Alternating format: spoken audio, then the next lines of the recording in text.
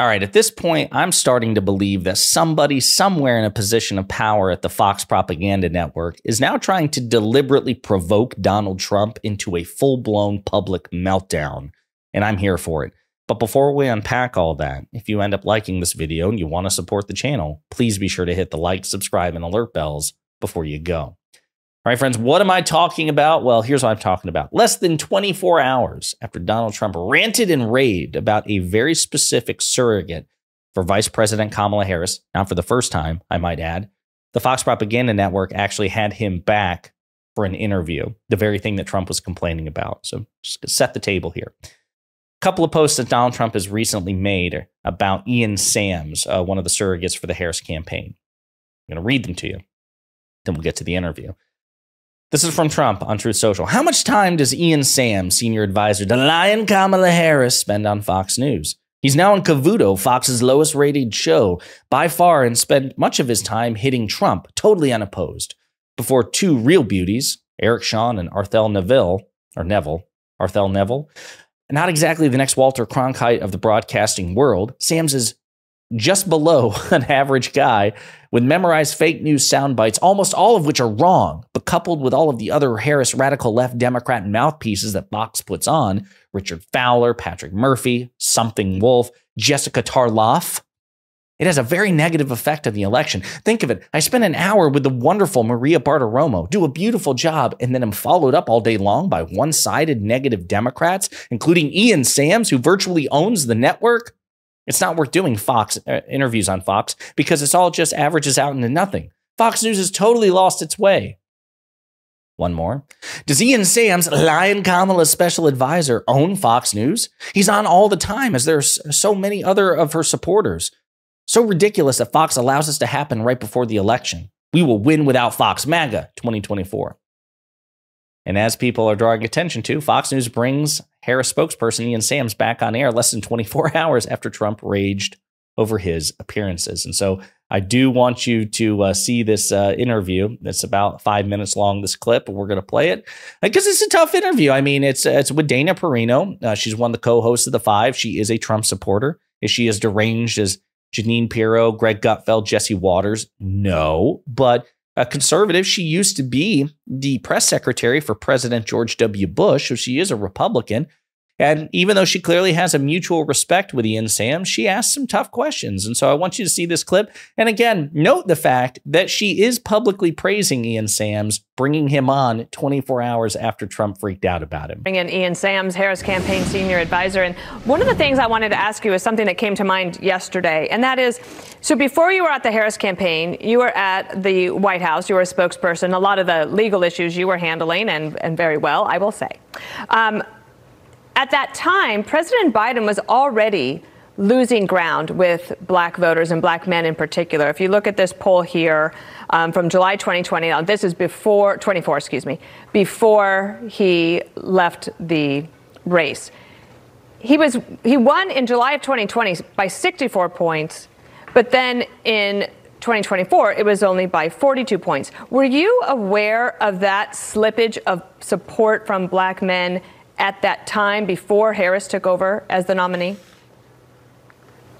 Well, thanks for having me. And I think when you look at the polls of black voters, generally speaking right now, a lot of them are finding that the level of support that the vice president has is equivalent to the level of support that President Biden earned in the election in 2020. And so we will see where this all shakes out in terms of which group of people across this country are voting for which candidate. What she's doing right now, and what I'm sure President Trump is doing as well, is trying to earn people's support. We have 3 weeks till Election Day, and I think that at this stage of the game, you want to be hearing from these candidates what their ideas are and who they're fighting for. Mm-hmm. You know, for example, today, Vice President Harris is in Pennsylvania with over 100 Republicans who are endorsing her candidacy for president over President Trump. At the same time that President Trump did his Fox News town hall today, doubling down on the idea that his fellow Americans are the enemy.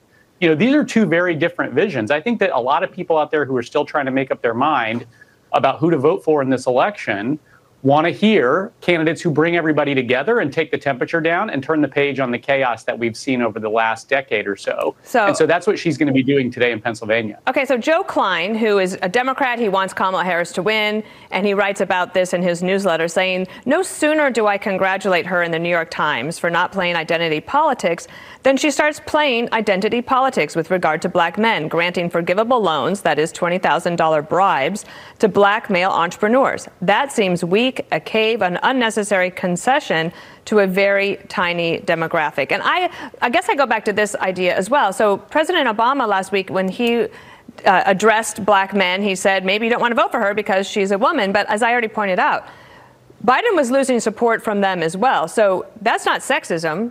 It's probably not ageism. Is there a concession from Democrats that they've got a problem with policy?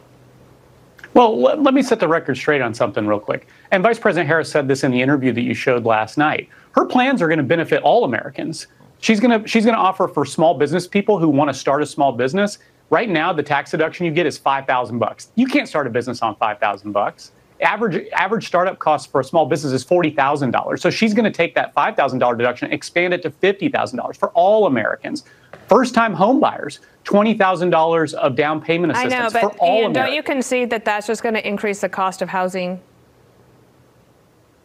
No, I don't at all. Actually, a lot of independent experts have analyzed these plans and said that this is a smart proposal to help increase the stock of houses, because she's also going to work with the private sector to build 3 million new units of affordable housing across this country to help make more affordable housing available for people. People are struggling right now to find houses that they can afford. Many of them. So that's a big, the supply side is a big part of it. If I was selling a house and they said, oh, you're going to get an extra 20, I would just say, okay, great, then it's $25,000 more. That's just logic. But here's the thing. I am so glad that she's coming on Fox News tonight. You are a little bit of the warm-up act, and you've been very generous with your time and coming on the shows, and we appreciate that. And we'll see how it goes tonight. I'll be on the panel afterwards. She's looking forward to speaking to Fox News viewers. I think that she understands that there's a lot of people out there who haven't heard from her directly about where she stands on these issues. And it's important to be on Fox. You know, Fox has a big audience, a lot of people across this country who are trying to make up their mind still in this election of whether they're going to, vote for Donald Trump again or whether they may want something different. And I think that Vice President Harris is looking forward to the opportunity to talk to people on Fox News about her plans to help bring costs down for people and make healthcare more affordable and help seniors get access to in-home care on Medicare. Things like that are really important to a lot of your viewers. It's true. We have more Republicans, independents, and Democrats that watch, maybe even some people that you know. So, again, obviously they have a friendly dynamic. But again, she asked some tough questions. The problem is Trump can't handle just seeing any of these people on Fox because he looks at it. That's his turf. That's his terrain. It belongs to him. They're his. And again, I also point out, I think Ian Sams is probably being a bit too generous. I understand why he was doing it, to be tactful and tactical. But the truth is, again, I keep going back to, Fox had to pay just 2 years ago nearly $800 million as a consequence of signal boosting Donald Trump's lies about the 2020 election. They are firmly in the Trump camp. And Brett Baier, who will be interviewing the vice president, is somebody who's graded Trump on a curve and also was implicated in the Dominion voting system settlement because he was trying to get, in 2020, Fox to uncall the Arizona electors, the Arizona winner, which was President Biden, because he was afraid it was going to piss off his right-wing viewers.